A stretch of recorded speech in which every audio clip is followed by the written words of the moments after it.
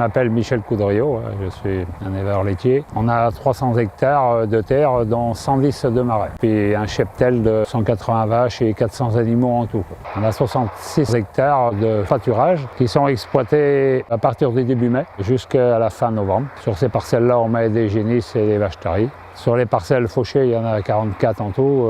Elles sont fauchées à partir du 14 juillet. Grandlieu, c'est un milieu naturel qui reçoit les eaux d'un bassin versant, comme de l'air. Et puis avec la pluie, le beau temps, la première difficulté d'exploiter une tourbière, c'est le climat.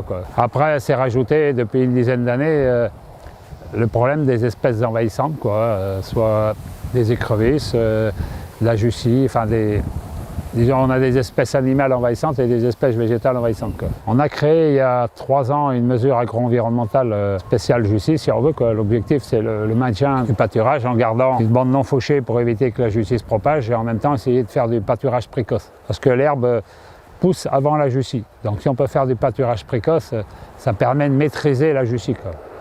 Mais ça peut se faire que si on n'a pas d'eau au printemps. Sur ces parcelles-là, ce sont quand même des grandes frayères. C'est plein de choses. Aujourd'hui, j'ai des vaches, l'hiver, j'ai de l'eau comme ça. Ça, c'est tout à fait naturel et compagnie. C'est un marais qui se couvre 3-4 mois de l'année. Mais si on n'a pas d'élevage, on va dire, le milieu va se refermer. Les roseaux, les saules, tout ça vont prendre la place et compagnie. Et ça sera plus attractif pour les oiseaux. Parce que l'hiver, vous venez, au printemps, on a compté jusqu'à 15 000 à peu près lignicoles en même temps sur les marais à une certaine saison. Si on n'a pas l'élevage, tout ça n'existera plus demain. C'est dommage. En tant qu'éleveur, j'ai souhaité que Grandlieu participe à Carbone Connect. Disons que j'avais deux raisons principales. La première raison, c'était de savoir ce que représentaient nos tourbières en matière de captage de carbone. C'était mon objectif pour pouvoir, on va dire, permettre le maintien de l'élevage.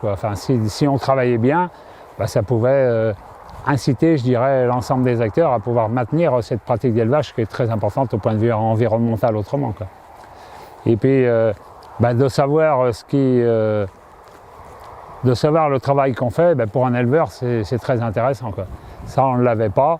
Bon, on l'apprend un petit peu aujourd'hui, on le connaît un petit peu aujourd'hui, on le saura encore un peu plus demain.